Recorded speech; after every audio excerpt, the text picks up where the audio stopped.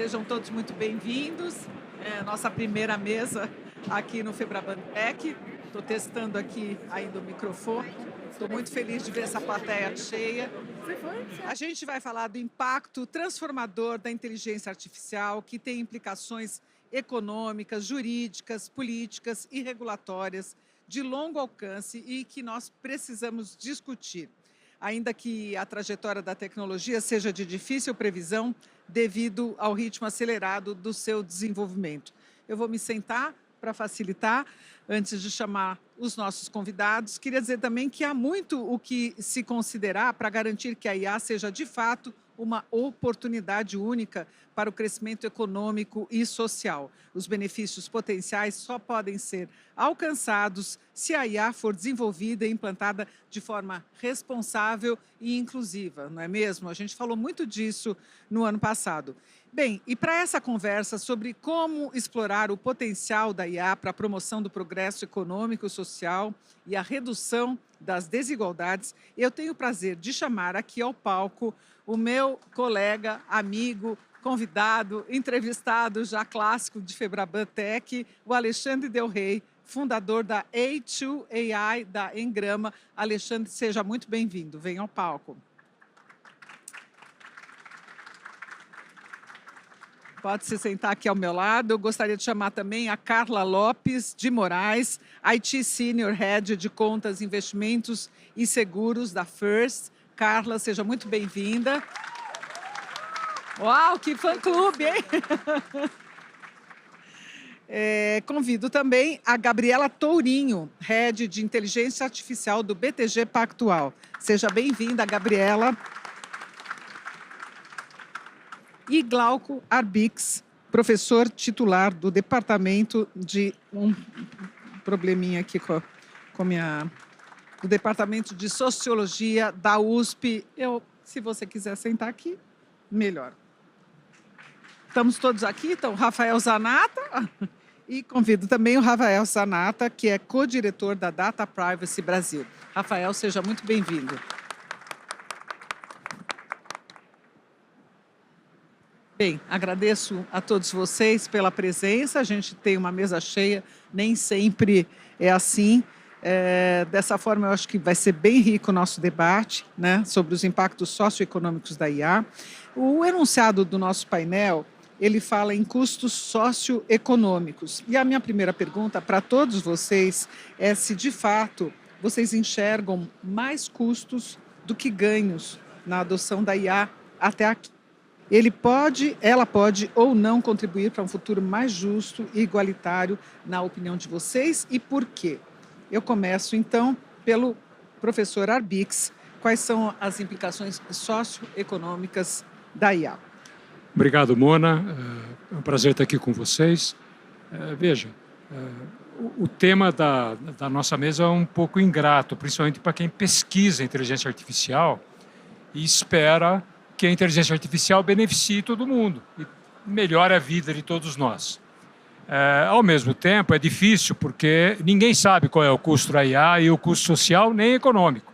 Porque a IA é uma tecnologia que está nascendo, ela tem um impacto ainda pequeno, perto do que ela pode fazer, e para a gente, para qualquer um, a não ser que a gente faça previsões, que é normalmente o que a gente encontra, né, nos documentos, né? Você pega, por exemplo, o impacto na área da economia, tem muita gente, empresas de consultoria acostumada a fazer projeções que preveem um mundo de explosão de produtividade. Ninguém sabe disso. O Darren Acemoglu, que acabou de ganhar o Prêmio Nobel de Economia, ele faz uma previsão muito baixinha, perto do que algumas consultorias apresentam para a gente. Então, o que eu estou levantando para você é o seguinte: nós temos que ter muita habilidade para tratar de uma tecnologia que é muito poderosa. Eu acredito que é a tecnologia mais poderosa que a humanidade já criou. Acho que nós temos um potencial gigantesco para o nosso país, que tem atraso em várias áreas. É fundamental, nós podemos superar problemas históricos, mas a gente precisa ter cuidado e saber exatamente aonde o calo aperta com a IA. Aperta na transparência, na falta de transparência, aperta nas perspectivas e sinais que estão sendo dados de impactar o mercado de trabalho negativamente, aperta na desigualdade entre países, que aumenta a cada dia, desigualdade tecnológica entre países, aperta no sistema educacional. Eu dou aula e vejo meus alunos utilizando a inteligência artificial, deixando de aprender coisas para transferir para as máquinas e para os algoritmos aquilo que eles podem fazer. Ao mesmo tempo, é uma tecnologia altamente promissora e a gente tem que dar toda a atenção que ela merece. Muito obrigado. Está aí, então, a visão do professor Glauco Arbix. Eu quero agora perguntar para a Gabriela, né, se a IA é aliada ou inimiga do desenvolvimento econômico e social. Gabriela. Boa tarde, pessoal. Obrigada, Mona, pela introdução.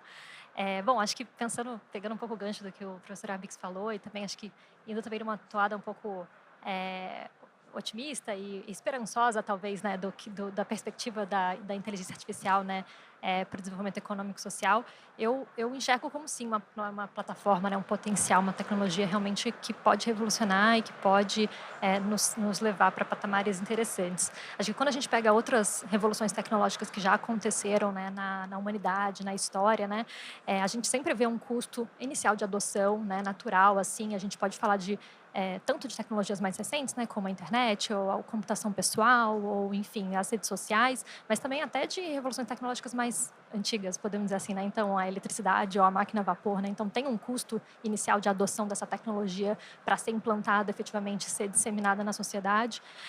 Evidentemente que isso leva a gente para um boom, para um novo patamar de produtividade, né? Então, acho que é isso que tem sido muito debatido, qual é esse novo patamar de produtividade, a que custo de empregos, né, isso pode causar, mas eu acho que a gente nunca consegue prever para onde que o mercado vai e como que a gente vai se acomodar em novos modelos de negócio que vão surgir através dessa revolução de produtividade que surge, né?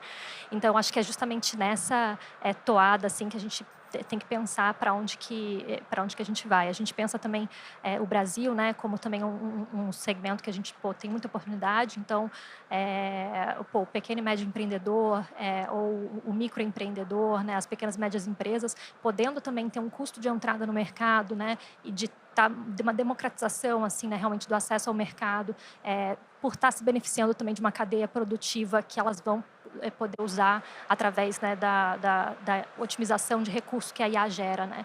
E acho que também, não só nisso, mas também os próprios inovadores sociais que a gente tem, né, pessoas que se dedicam para fazer, enfim, implementações sociais na saúde, na sustentabilidade, enfim, na capacitação profissional de outras pessoas, na educação, né? Assim, até tem uma pesquisa do Fórum Econômico Mundial que fez uma pesquisa com 300 inovadores sociais pelo mundo, assim, de mais de 50 países, mostrando, né, como que todo mundo consegue usar esse ganho de produtividade, né, esse boom, assim, que a IA proporciona em diversas áreas com um custo de adoção baixo, né, e disponibilizando produtos novos, né, que conseguem ser lançados no mercado. Então, acho que esse é a minha esperança que eu tenho, assim, para o mundo, né, e de ver a IA revolucionando, né, a gente colocando ela a serviço das pessoas e usando ela num tom efetivamente positivo, né, para a gente poder conseguir, com responsabilidade, mudar o mercado e mudar o nosso dia a dia. Obrigada, Gabriela. Alexandre, dá para a gente construir um futuro em que a IA seja uma aliada da sociedade?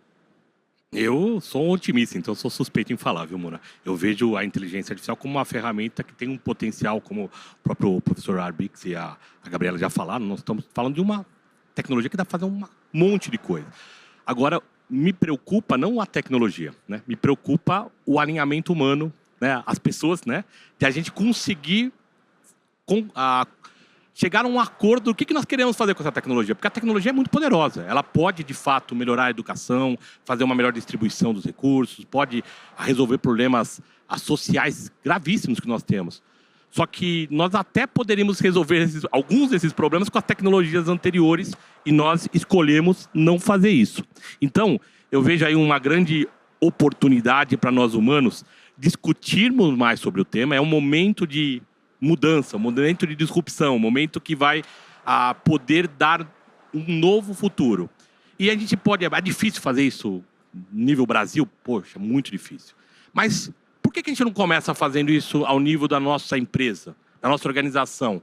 Onde que eu posso usar essa tecnologia para fazer uma organização melhor do ponto de vista, né, de um emprego mais gostoso, deixando coisas para elas que não são legais para os humanos. O que a gente pode fazer para gerar valor nos departamentos, nas áreas, nas organizações, para o meu cliente, para os meus funcionários. Então, a gente começa olhando lá para cima, pô, tem como fazer essa tecnologia melhorar o nosso futuro? Eu, vendo como humano, sempre posso falar, pô, tecnologia sempre pode ser usada de uma maneira adequada para fazer coisas melhores. Só que o alinhamento entre nós humanos e falar o que nós vamos escolher para fazer com uma tecnologia tão poderosa que está em nossas mãos, eu acho que está faltando. Então, por favor, pessoal, vamos olhar para isso com mais carinho, que eu não sei quantas vezes vão ter oportunidades como essa de ter uma tecnologia tão bacana à nossa disposição, né? E a gente podendo fazer coisas legais a partir dela. Obrigada, Alexandre. Carla, qual a tua opinião? Eu também, eu também sou uma entusiasta, né, como uma pessoa de tecnologia e que é apaixonada por tecnologia. O que eu acho é que, sim, hoje o custo é ainda muito alto. A gente está falando de uma tecnologia que está surgindo, mas eu acho que a gente ainda enxerga muito a IA dentro de modelos que hoje a gente opera. Por exemplo, os modelos de educação, de saúde, ou todos os modelos que hoje são existentes. E talvez a gente vá começar a usar essa ferramenta em modelos que a gente desconhece, né? Com certeza. Então, talvez a gente tenha um ganho maior do que a gente está conseguindo visualizar, porque a gente está tentando encaixar alguma coisa que traz um novo conceito junto, né? O que é talvez o aprendizado. Porque se você simplesmente hoje acessa para fazer alguma informação e que aquele era o processo, você pode criar um outro processo através de uma criança que tem um copilot. Então, nesse conceito, eu entendo que a gente tem, sim, possibilidades de uso de tecnologia e que possam, de fato, equilibrar um pouco mais desigualdades sociais e aproximar. Mas, claro, também vejo aí enormes riscos e a gente sabe que sempre as tecnologias vão chegar na ponta mais privilegiada, mais rica ou nas grandes empresas, porque é quem tem capacidade de investimento para capturar benefício, para vender seus produtos. Então, se a gente, como sociedade, fala de algo tão poderoso e não vem com mecanismos fortes que possam regular, fica bastante fácil a gente projetar mais danos do que benefícios. Agora, de uma forma geral, ainda olhando tecnologias que primeiro favoreceram, sei lá, se eu falar de remédio, penicilina, poucas pessoas que tinham acesso, hoje a gente tem medicamentos que são disponíveis para qualquer pessoa no SUS e que há, talvez, décadas atrás, estavam só disponíveis para uma pequena parte da população. Então, para mim, de alguma forma, a tecnologia sempre acaba dando um salto e alcançando uma parte maior da população. Perfeito. Rafael, quais os principais riscos e como uma regulação focada nas pessoas pode mitigá-los? Obrigado, Mona. Obrigado pelo convite generoso para estar aqui.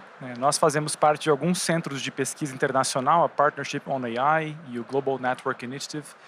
E tem o tema do trabalho, fazendo uma conexão com o professor Abix, acho que é um tema que eu gostaria de tratar de dois pontos de vista, né? De um processo de eliminação e de um processo de invisibilização. A eliminação ainda apresenta, digamos, um baixo risco, não um risco elevado, mas os dados são preocupantes. Mais recentes do Federal Reserve Bank dos Estados Unidos mostrou agora que nesse primeiro quartil o nível de desemprego entre jovens recém-formados atingiu o pico desde a pandemia, 5,8%. Então, os jovens que se formam estão tendo mais dificuldade de obter um emprego em razão da possibilidade de serem substituídos por IA, especialmente aqueles que são assistentes judiciais, que fazem leituras de precedentes, pessoas que começam a programar e estão numa função muito primária, né? Isso pode produzir um fenômeno que tem sido chamado de quebra da escada, que é os empregadores deixam de trazer alguém muito jovem que precisa treinar e capacitar numa tarefa mais simples, porque aquilo pode ser automaticamente trocado por uma automação, né? E isso está produzindo um emprego também, uma dificuldade do chamado underemployment, que atingiu agora, de acordo com o Federal Reserve, 41% dos Estados Unidos com jovens recém-formados. Então isso está no alerta de vários países, né? O professor Abix citou o Daryl Nassemoglu, né, que escreveu esse livro Poder e Progresso, que também toca nessa ferida, e é um elemento importante. O problema da invisibilização, ele é o problema da natureza do trabalho de dados que não é enxergado pela sociedade e que é muito comum, muito presente, né? Eu vou dar 2 exemplos bastante ilustrativos, né? Agora, na semana passada, uma empresa chamada Builder AI, que tinha um valuation de 1,5 bilhões, né, decretou falência, né, depois de ter captado de recursos com SoftBank, Microsoft, IFC, né. Eles tinham uma startup que dizia que a produção de códigos por IA seria tão fácil como fazer uma pizza, e, na verdade, o que eles vendiam como sendo um sistema 100% automatizado eram 700 programadores na Índia fazendo um trabalho de outsourcing, produzindo aquilo que era um produto de IA, né? O mesmo fenômeno aconteceu 2 anos atrás com a Amazon. A Amazon lançou um supermercado modelo no Reino Unido, uma grocery shop, que seria profundamente automatizada, com base em reconhecimento facial, reconhecimento de objetos, seria a tecnologia de ponta. Então, os consumidores iam à loja da Amazon achando que faziam uma compra moderna, num sistema 100% de IA, e, na verdade, eram 1.000 trabalhadores de rotulagem de dados, data labeling, data work, trabalhando na Índia e em outros países, né? Tem toda uma camada dos trabalhos de dados, né? Os trabalhos de rotulagem, higiene de dados, filtragem de dados, né? E acho que um dos pontos importantes para a gente pensar no Brasil é falta muita produção de pesquisa empírica. Não há, por exemplo, uma base confiável do IPEA ou de outros centros de pesquisa que dá visibilidade em quem já faz um trabalho de dados, que é infraestrutura de sistemas de IA. Por isso que eu falo de um problema de invisibilização. Tem toda uma camada de trabalho de dados que não é estudado, não é mapeado empiricamente, produz uma invisibilidade que depois pode se agravar num sistema internacional de fluxos, né, de cadeias de produção, porque evidentemente que o sul global se torna, em razão dos baixos salários, né, e da competitividade de salários em dólares, que são pagos em outros países, se torna um honeypot, né, um lugar atrativo para você pegar esses talentos e colocar trabalhando dessas empresas. Por isso que a Partnership for AI defende um sistema de um regramento mais equitativo, até dos salários, né, e do padrão de remuneração entre trabalhadores de dados, para que não haja essa competição ao fundo do poço, né, que vai levar a um outsourcing e a um trabalho no sul global que é invisibilizado. Então esse é um risco para nós brasileiros. As próprias empresas não têm uma cultura de dados, né? Não tem, né? A produção de carreiras, né, como um Chief Data Officer, né, ou um Data Governance Officer, ainda é uma novidade para empresas muito especializadas e nichadas, mas na linha geral eu diria que não. A minha pergunta agora para o professor Glauco Arbix. O senhor costuma dizer que a IA ela é tão disruptiva, né, quanto a eletricidade, o computador ou a internet. Por que os ganhos de produtividade mensurados até agora são pequenos, então? As analogias históricas, elas ajudam até um certo ponto. A gente, sem olhar para o passado, por exemplo, a gente teve revoluções tecnológicas que geraram muito emprego. O problema é que a IA é diferente. Ela tem características diferentes, ela está atingindo, se a gente imaginar que o mercado de trabalho é uma pirâmide, ela está atingindo a metade. Ela está pegando médicos, está pegando jornalistas, desculpe, nada pessoal, tá? Ela está pegando professores, ela está pegando médicos, entende? Advogados. Então, aqui você tem um mundo que é desconhecido pela humanidade. Não é por mim, por você, nem por ninguém. Então, o que tem é muita previsão. Então, na previsão, o que a gente faz? A gente olha para o passado e tenta projetar o futuro. Está ótimo. Mas tem um problema presente. A produtividade é um deles. Antes de falar da produtividade, eu falo, olhem para o meio ambiente. No futuro, eu trabalho num projeto gigantesco sobre hidrogênio verde, hidrogênio sustentável na USP, que precisa de IA mais do que nunca. No entanto, se a gente olhar concretamente o que a IA generativa está fazendo com o meio ambiente, é muito ruim. Ela está consumindo água, energia, minerais, degradando o ambiente. Você fala assim, bom, mas no futuro ela vai ajudar muito para encontrar fontes limpas de energia. Ótimo. É futuro. Como é futuro, ninguém sabe, certo? Pode ser que a gente encontre metodologias boas que a gente não tem hoje, mas pode ser que a gente encontre metodologias muito ruins, certo? Já que é futuro, a gente tem um imponderável grande. No meio ambiente é assim. Na produtividade é típico, certo? O que acontece? A gente tem todo mundo falando de IA, no entanto, o impacto na IA é muito insignificante, para dizer que é quase nada. Então, eu diria duas respostas bem rápidas para você. Primeiro, tem a ver com o ritmo de inserção da inteligência artificial no mundo empresarial, na economia, nos mercados. É muito lento. A gente vê todo mundo usando IA para mandar e-mail, mas a IA, para modificar aquilo que é central na vida das empresas, não tem. Nem nos bancos, muito menos os bancos. Por quê? Porque ela ainda não é uma tecnologia confiável. Ela serve para algumas coisas, mas não para outras. A segunda dimensão que a gente tem que levar em conta diz respeito à própria IA. A maneira como ela está, ela não é transparente. Como a gente fala assim, de vez em quando ela alucina, como os americanos gostam de falar. Se ela alucina, significa que ela inventa coisas. Hoje, agora, aí essa semana, uma pesquisa enorme da Universidade de Stanford, mostrando que além de alucinar, a IA está se amoldando ao usuário. Ou seja, ela se adapta àquilo que o usuário quer. Então, por exemplo, dá um exemplo para você. Você pergunta para ela assim, olha, eu estou com um dado aqui dizendo que essa questão é correta. Ela diz, é verdade. E não é verdade. E ela sabe que não é verdade. Por quê? Porque você está numa linha de pesquisa que está incentivando ela a se adaptar, a responder e a conversar e dialogar com o usuário. Eu acho que é muito própria. Então, esse futuro incerto impacta a produtividade. Por enquanto, os ganhos de produtividade são muito baixos. E as previsões, mais uma vez, das consultorias, são ganhos fabulosos. Mas as consultorias, normalmente, com raras exceções, falam aquilo que o contratante gosta, certo? Trabalhos sérios mostram que o impacto vai ser menor. Não só pela história, pelo que a IA é. Aquilo que ela está fazendo, não o passado nem o futuro. Pelo aquilo que ela está entregando hoje. Tá certo. Bom, agora pergunta para a Carla e para a Gabriela, para vocês duas, começando aqui por você, Carla. Quais são os efeitos do avanço da inteligência artificial na economia brasileira? Acho que a gente meio que abordou esse tema aqui de uma forma já não tão direcionada, mas muito concreta, né? Hoje, se a gente olha de uma forma abrangente, a gente tem alguns segmentos que fazem muito investimento, mas, de fato, ainda poucos casos que falam de transformações na economia que vem a partir de IA generativa, agora falando. Porque inteligência artificial a gente usa há décadas e tem alguns ganhos de produtividade que foram sendo implementados como redução de custo, enfim, em vários segmentos.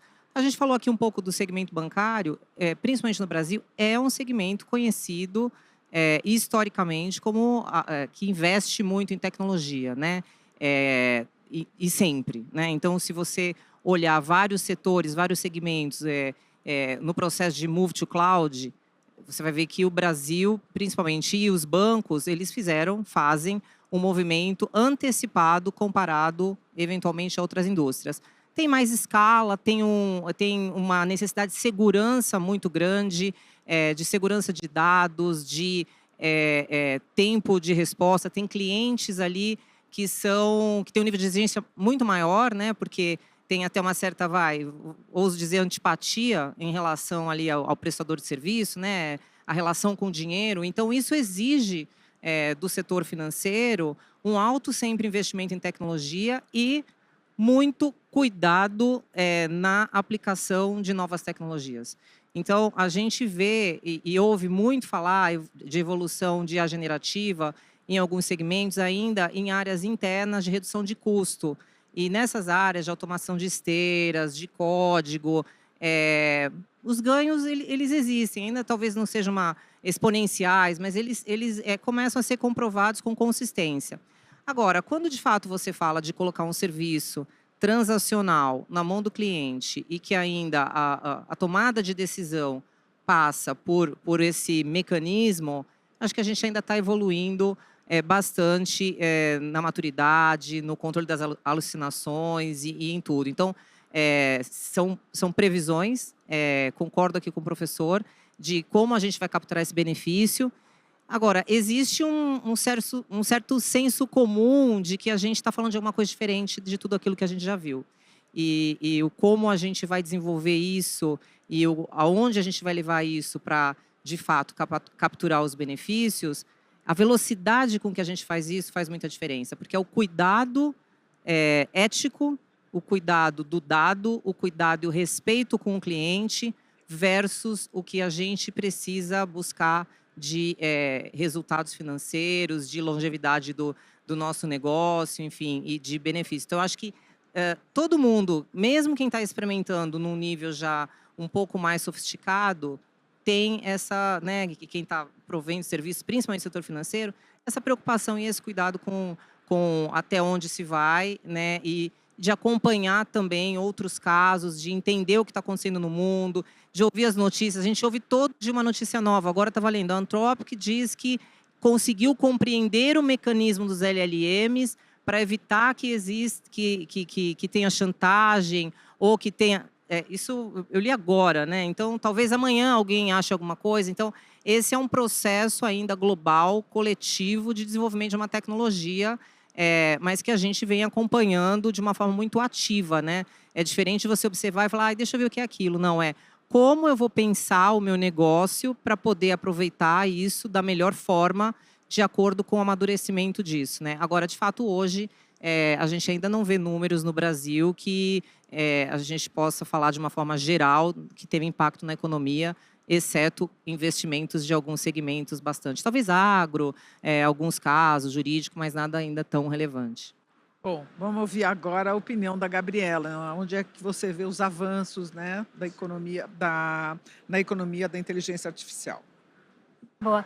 Eu acho que, de fato, assim, né, o que a gente tem tentado adequar é essa expectativa que a gente tem com essa tecnologia, né, nova, assim, com o que ela pode gerar, né, e o que a gente está efetivamente colhendo de benefício no dia a dia. Por isso que eu acho que, de fato, né, tudo que a gente está falando aqui é que a gente está prevendo algo para o longo prazo, né, tentando entender como que no longo prazo isso se assenta, como que no longo prazo isso a gente realmente encaixa, né, esse platô de produtividade. A gente está num momento, assim, passamos talvez, ou estamos ainda no topo do hype da IA generativa, então é difícil de encaixar.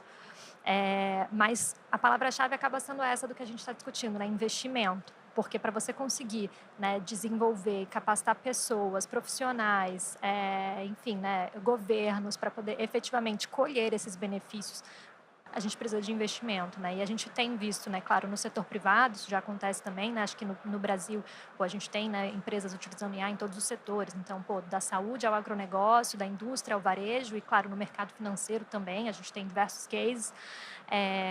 E a gente vê aí, pesquisas também saindo de que mais de 80% das empresas enxergam uma agenda de investimento forte em capacitação dos seus profissionais e em adoção de programas de implementação de estratégias de AI nas suas empresas ao longo dos próximos anos e tudo. E a gente também vê isso no setor público, né? Então, no ano passado, o governo lançou o Plano Brasileiro da Inteligência Artificial, né, com um plano de investimento aí previsto para os próximos 4 anos, com a previsão, né, de uma alocação aí de 23 bilhões de recurso, né, pensando desde infraestrutura até efetivamente capacitação, até, enfim, pesquisa, né, que acaba sendo um cerne muito importante nessa questão para poder fazer com que a gente consiga evoluir essas temáticas de IA. E, claro, também incentivos para empresas e também, né, enfim, incentivos para programas dentro do próprio setor público. Então, isso é o que a gente tem visto, que acaba sendo importante dentro dessa questão do desenvolvimento da economia.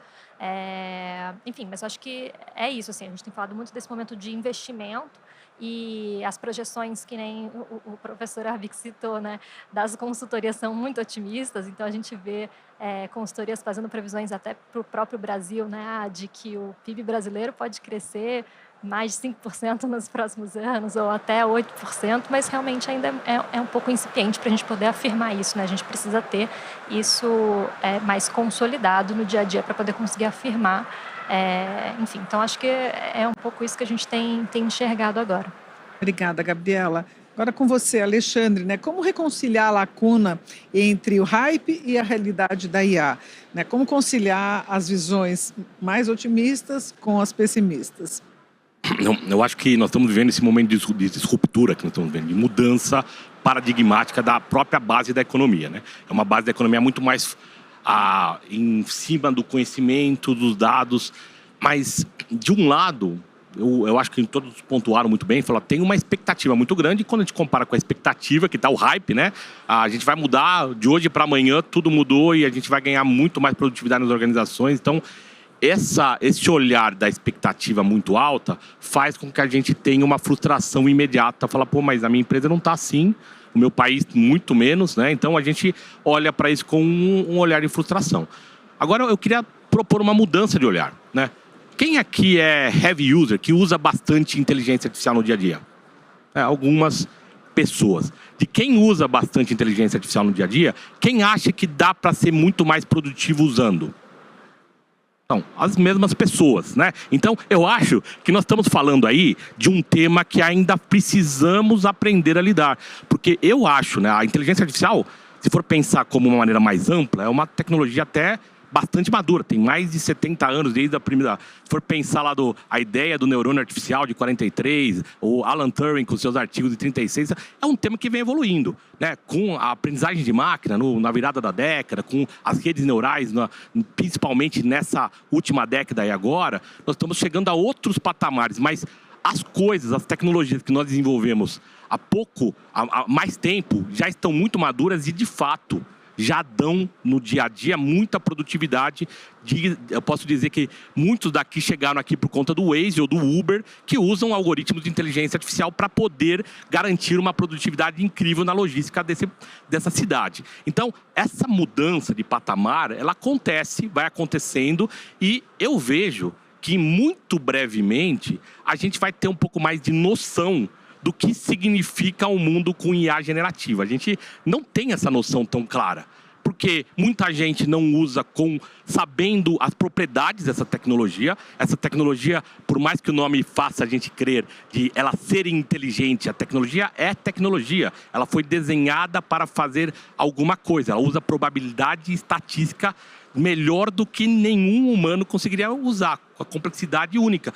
Mas ela tem um desenho para fazer coisas e não fazer bem outras coisas. Ao usar o martelo para a gente querer parafusar algo, certamente ele vai ficar frustrado. Como usar inteligência artificial sem saber para que ela foi desenhada e qual é a função que ela pode de fato ajudar e onde ela não pode ajudar, vai trazer frustração. Então, esse processo de aprendizagem que nós estamos falando agora do ambiente de negócios é muito importante. Eu vejo muitas organizações hoje querendo aplicar sem ter um pensamento estratégico de longo prazo. Falar, mas o que eu quero fazer com a minha organização?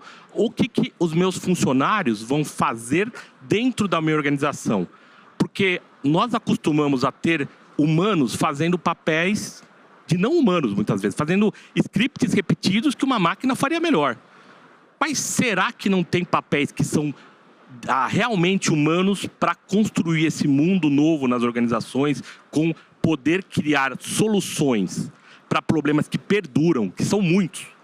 Quem não vê oportunidade aí de falar quais problemas nós não resolvemos e precisamos resolver, onde uma tecnologia tão poderosa como nós temos em mão, né, esteja aí à disposição. Então, acho que está faltando um pouco de nós nos apropriarmos dessa tecnologia, pensarmos estrategicamente como fazer melhor nas nossas organizações e no nosso país, né? E isso, né, já falaram todos os colegas, bate na educação. A gente não está, talvez, fazendo o esforço de aprender algo novo e o país, acho que não está ainda fazendo tudo o que precisa para garantir que os patamares de educação, os patamares necessários no humano para usar essa tecnologia sejam postos. Então, temos um problema complexo para resolver. Espero que nós conseguimos sair dessa bem.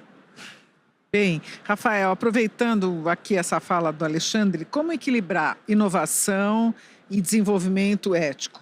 A ética by design precisa ser uma norma? Olha, sim, certamente, e acho que há um grande dilema sobre que tipo de inovação e que tipo de empreendedorismo que vai ser movido pelas IAs no Brasil. Eu queria chamar a atenção para um fenômeno que é o empreendedorismo das fraudes, né?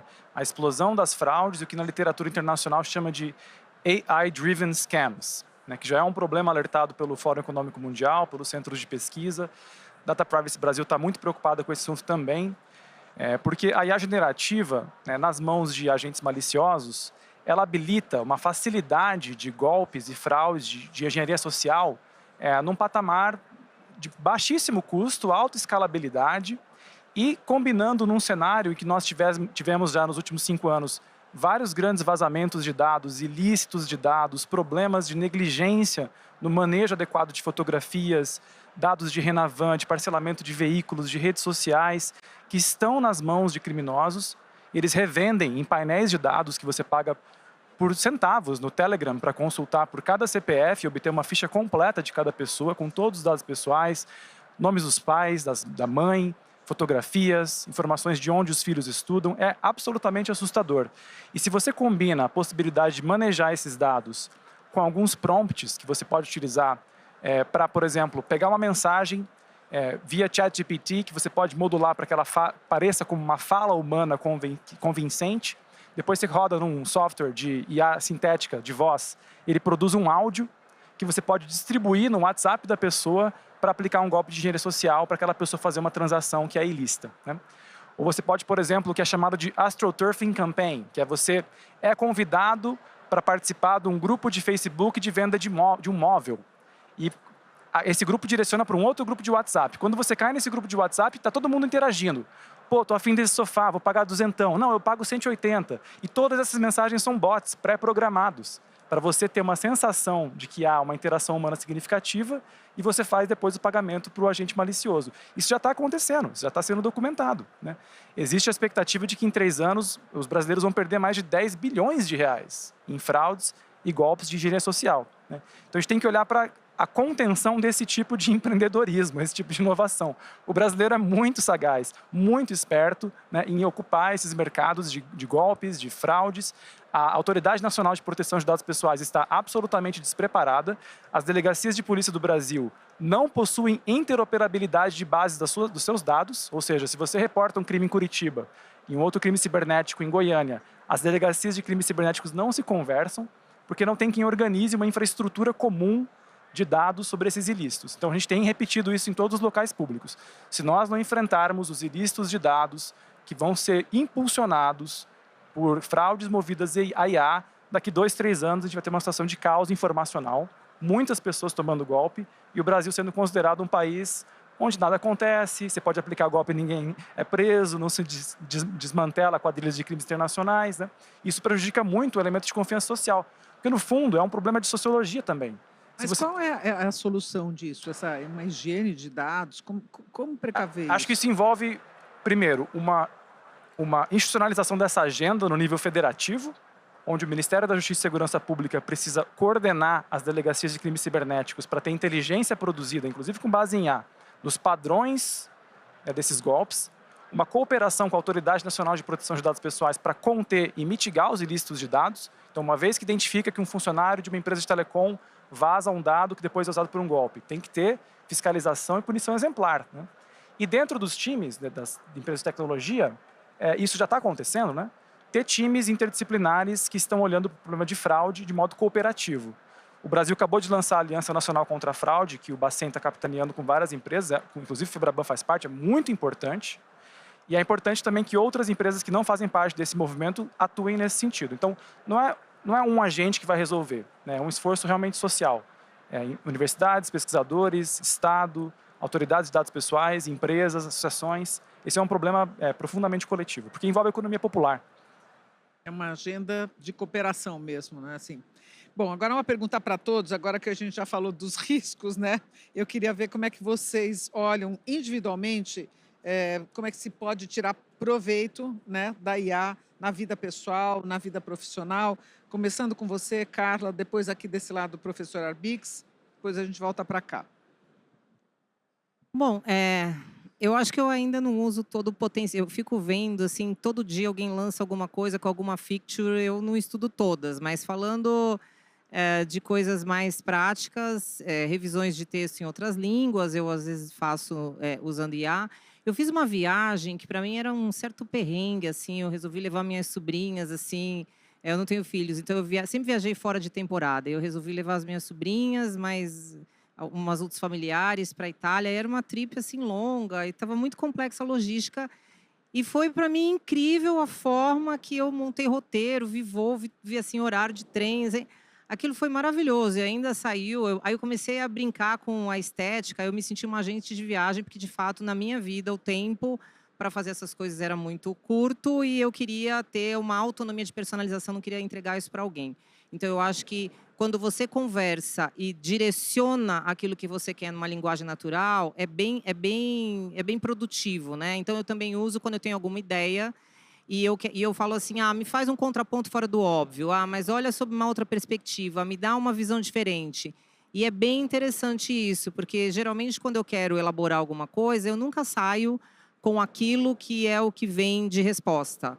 Mas eu sempre consigo ter olhares e uma abordagem diferente a partir dos argumentos quando eu estou fazendo um contraponto ali com o ChatGPT, por exemplo. Mas esse roteiro personalizado você pegou pelo ChatGPT? Não, eu geralmente tenho uma ideia que eu tenho, alguma coisa que eu estou querendo construir, eu vou escrevendo e vou tentando buscar uma outra forma de olhar para ver se aquilo que eu estou construindo faz muito sentido, né? Porque eu acho que quando você buscar aquilo ali, faz uma pergunta e vem um roteiro, eu acho que fica bem pobre, para falar a verdade. Eu acho que fica bem óbvio assim que aquilo ali veio de um script que não é seu. Pelo menos eu tenho essa sensação. Pode ser que seja uma sensação falsa. Agora, eu tenho um gap e é uma coisa que eu gostaria muito de fazer e que eu ainda não sei fazer e não uso, que é fazer apresentações incríveis, maravilhosas, de tudo que tem na minha cabeça, colorido e lindo. Eu nasci, né, só sabendo desenhar casinha com solzinho, sou uma pessoa de tecnologia e eu acho que é muito poderoso, as ferramentas visuais são muito poderosas quando você quer transmitir uma ideia. Então, eu ainda não sei usar, mas o meu próximo desafio é conseguir trazer as minhas ideias para apresentações visuais e gráficas, porque eu acho que isso ajuda muito que as pessoas estejam em torno e é muito produtivo em grandes empresas também, né? Então, eu imagino que tem coisas, essas coisas são muito pequenas, parecem, mas elas vão te dando um pouquinho de tempo a cada dia, né? E o tempo tem muito valor hoje. Professor. Olha, eu pesquiso, estudo inteligência artificial 24 horas por dia. Sou um dos coordenadores do Centro de Inteligência Artificial da USP. Hoje de manhã, só para vocês saberem, para vir para cá, eu estava num evento internacional da Google, longe daqui, mas demorei para chegar aqui, né?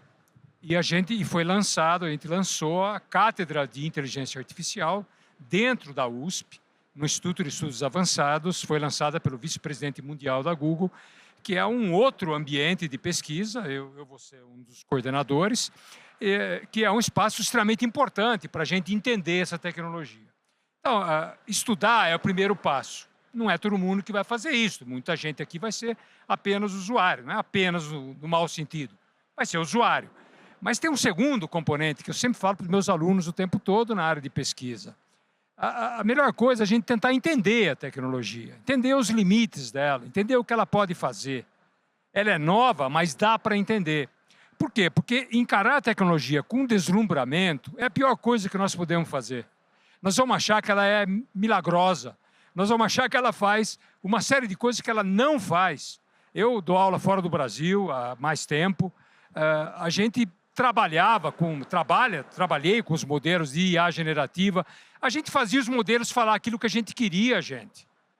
Nós fizemos isso, nós tínhamos uma brincadeira que era... dá para você escrever um algoritmo aqui para a gente matar o coordenador geral do nosso programa? Era o coordenador de uma pesquisa de 50 pesquisadores. E ele falava que não, isso é antiético, não é o caso, a resposta do sistema. 10 minutos depois, quando a gente fazia as formulações e as perguntas adequadas no prompt, ele dava para a gente o roteiro para matar o pesquisador. Entende? A mesma coisa com medicamento. Nós estamos falando de uma equipe de pesquisa de laboratório. Tenta imaginar alguém, o Brasil, que a maioria da população vai na farmácia, não é que vai falar com o farmacêutico, vai falar com a atendente ou atendente que está lá, o balconista, a balconista, para pedir remédio. Nós estamos fazendo isso hoje com a IA generativa. Então, o que a gente fazia nas nossas pesquisas? A gente perguntava, bom, como é que faz esse medicamento? Ele mata o SARS-CoV-2 da Covid? Inclusive, aqui no Brasil, muita gente usou, inclusive autoridades, né?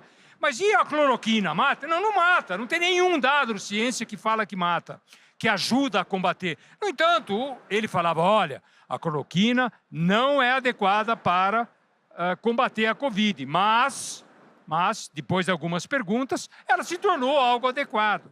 Então, entender os limites da tecnologia é fundamental para a gente. Sem deslumbramento. Dá para utilizar a inteligência artificial para beneficiar a todos? Dá. Vale a pena?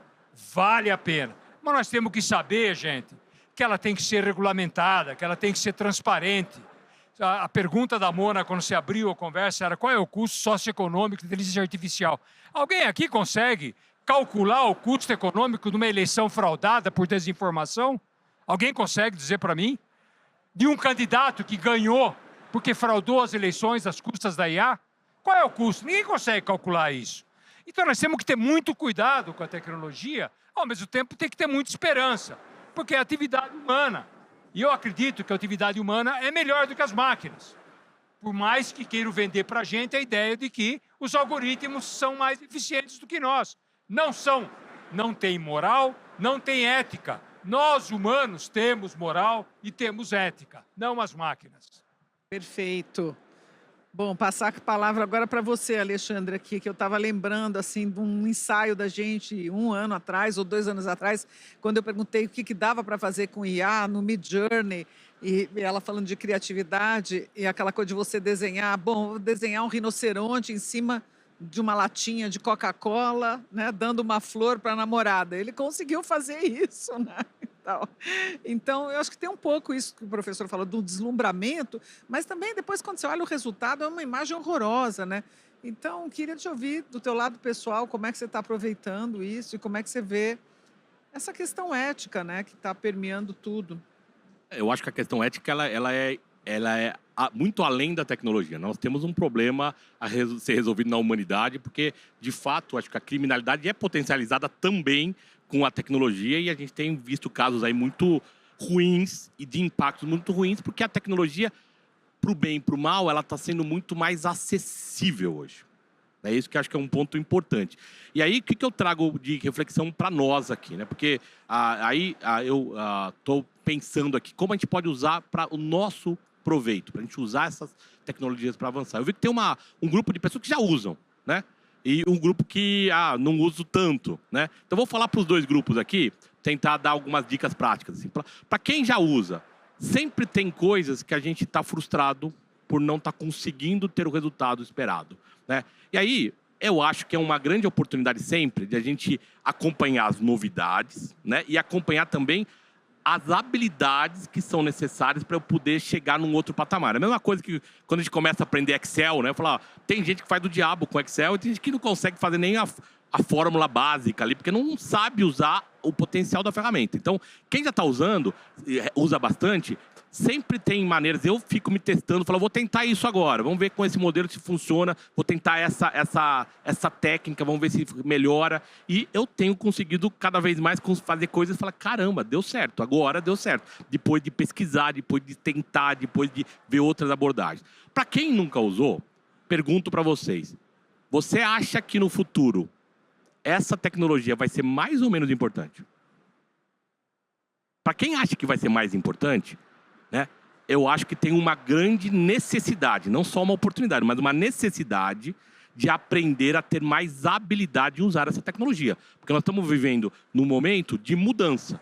Se essa tecnologia é muito importante, quanto antes eu fizer o esforço que é mesmo de sair da nossa zona de conforto e vamos aprender uma coisa nova, vamos testar, vamos verificar, vamos primeiro tentar de uma maneira, vamos tentar. Então nós estamos vivendo num momento que eu acho que essa é uma habilidade que vai ser necessária para nós e ao não começarmos agora, isso vai trazer provavelmente um custo de começar atrasado com muito mais gente já sabendo usar e fazer bom proveito dessa tecnologia. Então essas são as dicas que eu queria dar para a turma que está aqui. Obrigado. Mas você não falou como você usa e se aproveita da IA. Pois é. A pergunta era pessoal. Pessoal, desculpa. Assim, eu uso muitos, eu faço aqueles tipos aquele pensamento do agente, né? Eu usei, por exemplo, para resgatar, para voltar a ser um engenheiro. Eu sou engenheiro de formação, engenheiro mecânico, né? Depois de muito tempo, resolvi fazer reforma em casa, então eu fiz o projeto da minha piscina usando inteligência artificial junto com o Wolfram, para fazer cálculos complexos. Então, eu supervisionava. E justo da piscina, se tivesse eu algum falei, problema... cara, falei, não, vou fazer, ela vou supervisionar. Eu sabia as contas, mas falar, deixa eu ver que ele está fazendo a parte de avaliação hidráulica. Na minha empresa, na Ingrama, né, que é uma empresa pequena, na verdade, né?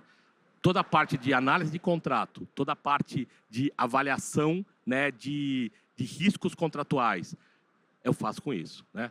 Eu tenho usado muito para fazer a comparação de orçamento. Quando eu vou fazer compras, eu peço lá, me dá 3, 4, 5 orçamentos, coloco lá como input, fala, me organiza os orçamentos, faz comparações, faz avaliações de prós e contras aqui, né? Eu tenho usado também muito, eu dou aula, né, em várias instituições, para criar materiais, né, usando os desenhos que a Carla estava falando, lá falar, vamos fazer uma imagem que represente mais um conceito, vamos pensar numa dinâmica interessante para esse grupo de alunos. Então, ele tem me ajudado a conseguir ter materiais mais focados, né, naquela realidade do aluno, né, e com mais qualidade gráfica, mais qualidade. Então, eu acho que dá para usar para um monte de coisa. Você pediu alguns exemplos, essa aí é alguma das formas que eu tenho usado. Perfeito. Gabriela, e você? Como é que você usa a IA no seu dia a dia? Acho que eu uso ou para coisas que mais criativas, né, assim, que a gente precisa gastar mais tempo assim para poder realmente ter uma ideia ou fazer um brainstorming ou às vezes, fazer uma pesquisa, né, assim, pensar em linhas diferentes de pesquisa, um material de estudo que você está ali investindo tempo e tudo. Então acho que eu uso um pouco nessa linha, ou para coisas que são muito chatas de fazer, muito repetitivas, e aí eu quero só tirar o trabalho da frente, né? Então, sei lá, às vezes eu tenho que... Cara, e coisa do dia a dia, coisa besta mesmo. Às vezes você, cara, nunca tinha uma coisa que você nunca nem se daria o trabalho de fazer, mas agora você consegue fazer porque você tem uma ferramenta que faz para você, né? Então, às vezes transcrever um áudio, organizar as informações daquele áudio, ou transcrever botar um negócio que está numa imagem num texto, apresentar uma informação num formato diferente, né? Assim, tabular ou em bullet points. Então, assim, coisas às vezes, né? Resumir, fazer ata de reunião. Então, coisas que às vezes a gente... que fazem parte do dia a dia, ou do trabalho, ou da vida pessoal, né? Que a gente pode usar, né? E acho que, cara, é uma mão na roda, né? E acho que vai muito disso também, né? Que a gente discutiu aqui, da gente saber quais são os casos, as situações em que a IA pode ser bem empregada, né? Realmente para poder gerar ganho para a gente no dia a dia. Perfeito. Rafael Zanata, e você, como é que tira proveito da IA na sua vida profissional e pessoal? Olha, como eu dirijo uma organização de data privacy, de proteção de dados pessoais, eu não uso esses sistemas de IA que fazem a gravação de tudo das pessoas e gravam voz, gravam texto. Isso seria até contraditório com o próprio espírito da organização. Mas eu uso algumas IAs de transcrição como o Scriba, do Aos Fatos, para transcrição de entrevistas em português, que eu acho excelente, tem um ganho de produtividade enorme, até porque é uma IA feita por pesquisadores brasileiros, né, com uma boa acurácia de tradução em português. Nós já todos usamos para tradução há muito tempo, né? Então os translators da vida estão cada vez melhores. Para a produção de conteúdo, eu quase não uso IA generativa, porque os resultados são péssimos, né? Se você perguntar para uma IA generativa, me traga 3 precedentes do Superior Tribunal de Justiça de casos de fraudes e ilícitos de dados, ele inventa completamente as decisões, elas não existem, né? Inventa o número do caso, inventa o nome do relator, né? Então, Meu Deus! Para pesquisa jurídica é péssimo. Inclusive, escrevi num dossiê que o professor Glauco organizou ano passado, né, sobre IA e direito. Está aberto, vocês podem consultar esse artigo. A gente fala desses problemas de baixa performance de conteúdo. Agora, para a forma, é excelente. Se eu vou, por exemplo, redigir um e-mail a um colega na Índia, e eu quero pegar alguns trejeitos da comunicação com um indiano, preparo aquela mensagem e peço para ele customizar especificamente para um native speaker de English em Nova Delhi. Ele faz uma boa adaptação de forma, né? Fica realmente fantástico. Então, isso ajuda a poupar ali um tempo na hora de fazer uma comunicação, mas eu diria que para a comunidade jurídica, em termos de conteúdo, ele é muito pouco útil nesses sistemas de linguagem. Agora, é provável que daqui 2, 3 anos o cenário seja diferente, né? Porque o STF e o STJ fizeram cooperações agora com empresas de IA para poder trabalhar em sistemas de aprendizado de máquinas com base nos dados dos tribunais de justiça, com supervisão humana, para produzir um tipo de resultado melhor. Eu só ia falar que dá para trabalhar com repositório de dados e linguagens, a Large Language Models, como você está falando, e já resolve o problema hoje já. Então, se você conectar com esses pontos jurídicos, você já tem uma boa qualidade de resposta, porque ele vai buscar as informações dentro dos documentos reais. A gente está se aproximando do final do nosso painel. Eu queria só fazer uma pequena provocação aí para vocês, ouvir um pouco de cada um de vocês até o fim, nas considerações finais, se vocês acreditam que há uma velocidade ideal, certa, para a adoção da IA. Né? Se sim, depende do quê, se não, por quê, começando pelo professor Glauco. Veja, as empresas, imagino que você está perguntando sobre as empresas ou sobre as pessoas? Não, em geral, empresas, né? Veja, eu tenho insistido muito, basicamente nas empresas, quando você pensa em mercado, as empresas têm que pensar várias vezes para introduzir os sistemas de IA no seu core, naquilo que elas fazem de mais importante. Elas têm que ter todo o cuidado. A pesquisa do Comitê Gestor da Internet mostrou que 13,6% das empresas brasileiras estão utilizando IA. Quando você mergulha nos dados, você vai ver que, na verdade, elas usam para coisas muito variadas. São poucas as que usam a IA para efetivamente fazer alguma coisa significativa. Então, é para o core business delas. Core business dela. Elas são poucas que ainda usam. Estou falando aqui no Brasil. Fora do Brasil é melhor a situação, mas não é muito melhor, certo? Você passa aí para 25%, 30%, depende do país, certo? Então, todo cuidado é pouco. A IA não é transparente e ela não é confiável, apesar de ser ultrapoderosa. Então, tem que saber aproveitar. As empresas têm a obrigação de tentar testar, auditar, assim como os pesquisadores. Né? Essa é uma briga. Veja, para a gente fazer remédio para calo, tem que passar pela Anvisa 2 anos. Para fazer um algoritmo que faz mal para as pessoas, não passa por nenhum lugar. Eu faço, solto no mercado. Para fazer um livro didático, demora 2 anos, 3 anos. É parecerista, para checar dados. Para fazer IA não tem nada disso. Então, a ideia da regulamentação e colocar limites é fundamental para a segurança das empresas, para a segurança de todos nós. E, aparentemente, o mundo está vivendo uma situação em que a questão da regulamentação não está muito na moda. Né? Com o Trump nos Estados Unidos, ele é totalmente contra, porque alguém inventou que regulamentação dificulta a inovação. Essa é uma invenção, é uma falácia. Não há nenhum setor mais regulamentado do que a saúde, e é o setor mais inovador do mundo. 35% das inovações do mundo vêm da saúde. Totalmente regulamentada. Mesma coisa na aviação. Mesma coisa nos combustíveis. Então, alguém inventou, alguém comprou. Então, nós estamos vivendo uma situação que é chamada autorregulação. Pequeno número de empresas estão regulamentando de acordo com o que elas querem. Nós temos que ficar torcendo para que aquilo que elas querem faz bem para todos nós, para a sociedade. Essa é a realidade. Então, você pergunta o que fazer, como fazer, tem que regulamentar, tem que colocar limites, fronteiras, sem asfixiar a inovação, e, ao mesmo tempo, tem que tomar muito cuidado. Não há velocidade ideal. A velocidade ideal está definida pela segurança. A empresa tem segurança, usa. Não tem segurança, não usa. Como nós. Obrigada, professor. Nosso tempo está ficando exíguo, então vou pedir para rapidamente cada um então dar seu parecer final aí sobre a velocidade de adoção da IA. Olha, para ser bastante rápido, eu concordo absolutamente. Acho que tem a velocidade ideal, mas ela é dada pela segurança com que você entende os impactos que aquilo vai causar. E às vezes você não consegue ter essa visão. Então, essa é a importância do regulador, né? Que está olhando de uma forma isenta e que, infelizmente, hoje ainda não existe. Então, enquanto isso, o cuidado de quem está adotando, e aí estou falando das grandes empresas no sentido dos serviços que elas oferecem, né? E da gente de tomar cuidado com os nossos dados pessoais sempre, né? Porque, de fato, há uma criatividade aí imensa e, sim, um acesso muito fácil a essa tecnologia e a todos hoje. Obrigada, Alexandre. Eu acho que essa questão da velocidade, essa parte da segurança, os dois já comentaram muito bem, o professor Paulo Arbix, a Carla. Eu acho que também tem um outro lado que, se a gente não fizer nada, a velocidade não é tanto controlada por nós, né? Tá aqui, opa.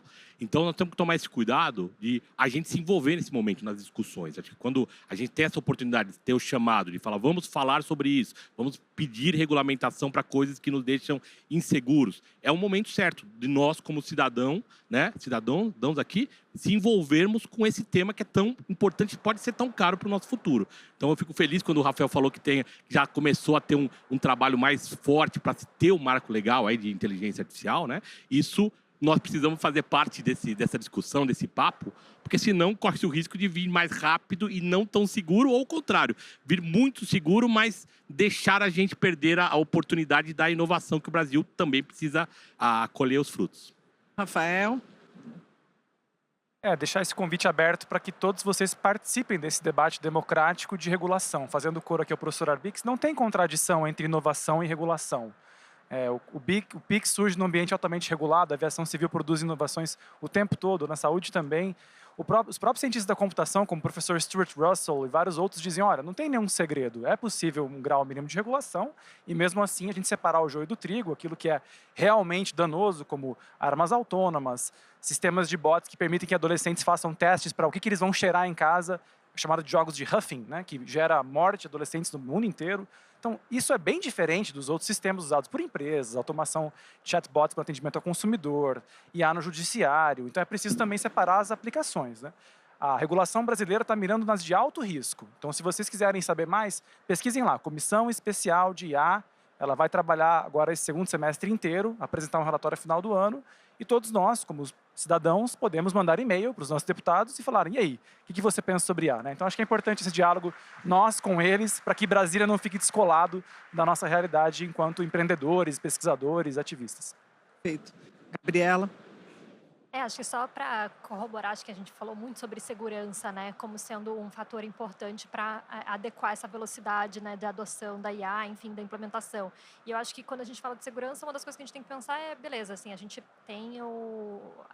quer implantar uma estratégia de IA na nossa empresa ou na nossa vida e tudo, mas a gente sabe que a IA pode errar, né? Então, qual que é o custo de um erro dessa IA, né? Então, a gente sempre avalia isso como um balizador de se a gente está indo rápido demais ou devagar demais, né? Se o custo for muito baixo, né? Você está impactando só, a minha vida, eu no máximo, vai acontecer alguma coisa, escrevi uma vírgula errado, tudo bem, beleza, às vezes deixa passar. Mas agora você está falando de algo que não está bem avaliado, né, enquanto sistema de IA que você quer colocar na mão de milhares de clientes ou de milhares de cidadãos, assim, realmente, aí você tem que avaliar melhor, né, se aquilo pode ter um impacto mais significativo, né, e aí talvez dar uma freada na tua estratégia antes de avançar.